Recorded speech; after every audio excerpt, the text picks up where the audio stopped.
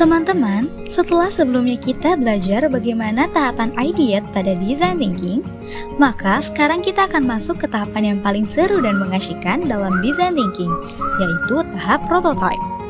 Seperti apa tahap prototype? Yuk kita simak videonya ya.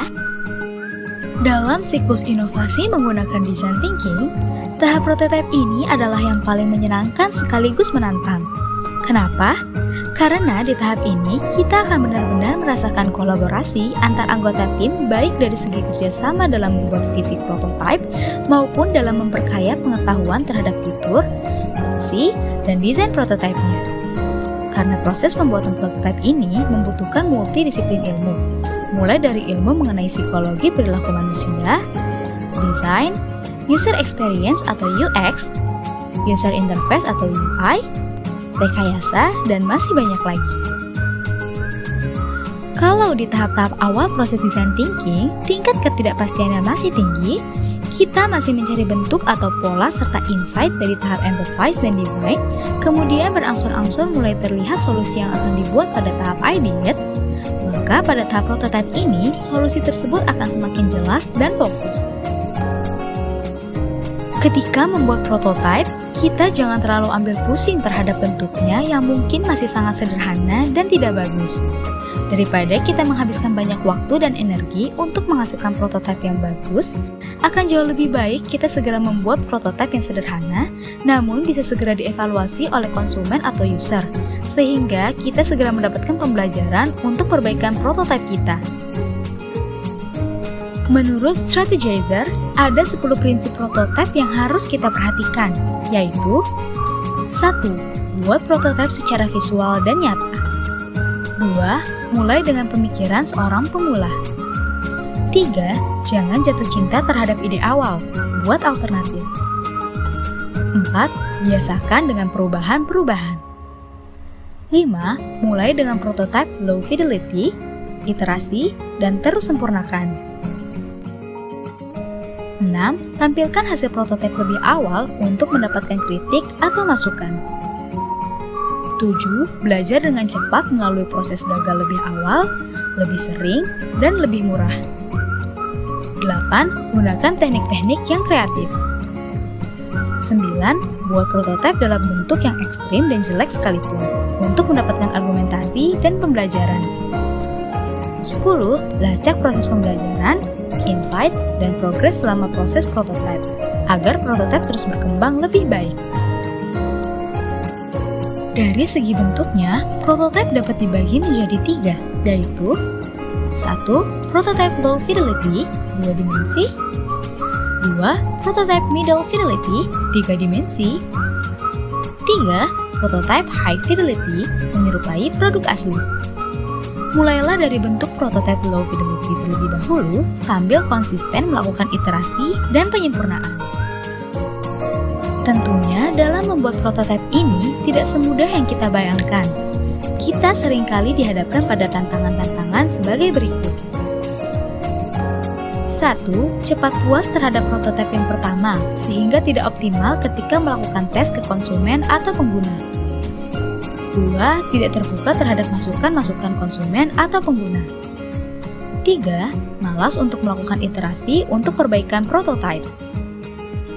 Tantangan-tantangan ini harus disikapi bahwa prototipe yang kita buat sifatnya adalah in progress atau dalam pengembangan, sehingga harus terbuka terhadap segala macam bentuk kritikan dari konsumen atau pengguna untuk perbaikan prototipe berikutnya.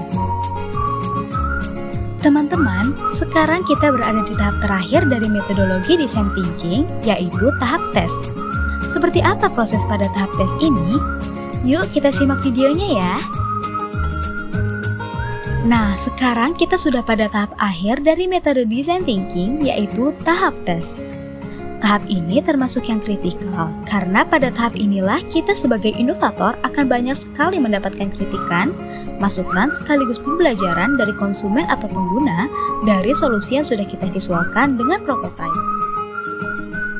Ada beberapa hal yang harus kita perhatikan di tahap tes ini. Yang pertama sekali, kita harus pahami tujuan dari kegiatan tes ini, yaitu 1. Untuk memperbaiki prototipe dan solusi kita. Dengan testing akan memberikan informasi dari konsumen atau pengguna untuk kita melakukan iterasi. Terkadang ini artinya kita harus kembali ke tahap ideate untuk memperbaiki sketsa desain kita. 2. Untuk mempelajari lebih detail mengenai konsumen atau pengguna. Dengan testing, seringkali kita mendapatkan kejutan-kejutan dari konsumen atau pengguna terhadap solusi yang sudah kita buat. Jadi, bersiaplah untuk hal-hal baru dari konsumen atau pengguna. Tetap bangun empati dan engagement dengan konsumen atau pengguna melalui observasi selama proses tes. 3. Untuk menguji dan menyempurnakan point of view kita. Terkadang, testing menunjukkan bahwa kita tidak hanya salah dalam mendesain solusi, namun juga salah dalam mengkonstruksikan masalah sesungguhnya. Jadi, dengan begitu, kita tidak boleh baper apalagi kecewa apabila setelah testing banyak hal yang harus diperbaiki dan disempurnakan, karena memang begitulah proses naturalnya. Agar proses tes ini dapat berjalan secara optimal, maka ada 10 prinsip yang harus dipahami, yaitu 1. Sadari bahwa bukti akan mengalahkan opini kita. 2. Biasakan dengan kegagalan sebagai proses untuk belajar dengan cepat dan mengurangi risiko. 3. Segera lakukan tes baru kemudian perbaiki. 4. Eksperimen tidaklah sama dengan realitas. 5. Seimbangkan antara proses belajar dengan visi Anda. 6. Identifikasi pembunuh ide. Mulai tes dari asumsi terpenting kita pada prototipe. 7. Pahami konsumen atau pengguna Anda terlebih dahulu.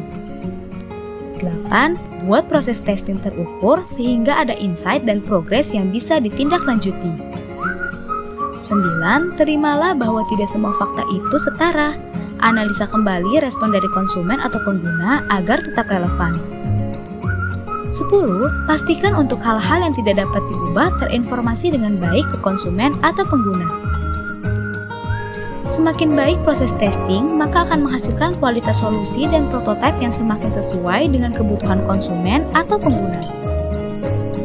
Ada beberapa tantangan yang mungkin saja dialami ketika melakukan testing seperti 1. Mengarahkan konsumen atau pengguna dalam menggunakan prototipe sehingga mereka tidak benar-benar mendapatkan pengalaman terhadap prototipe kita. 2. Tidak siap menerima respon negatif dari konsumen atau pengguna.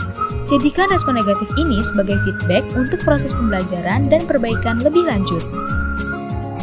Jika teman-teman mengalami hal-hal seperti di atas, pastikan untuk mengingat kembali tujuan dan prinsip pada tahap tes seperti mindset design thinking, agar kita fokus pada proses pembelajaran serta perbaikan prototipe dan solusinya. Demikianlah penjelasan mengenai design thinking tahap prototype dan tahap tes. Semoga bermanfaat. Terima kasih.